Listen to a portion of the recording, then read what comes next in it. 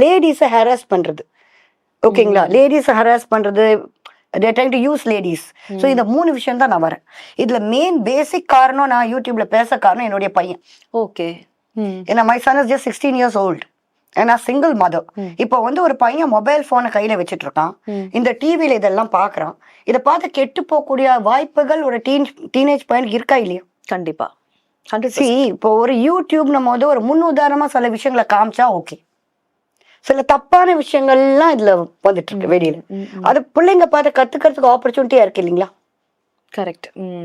So இது வந்து cinema, அம்மா வந்து சினிமா நடிகைன்னும் போது நடிகைகளை பத்தி பல பேடான டாபிக்ஸ் வரும்போது என் பையனுக்கு நாளைக்கு சந்தேகம் வந்துடக்கூடாது, அம்மாவும் இப்படியா?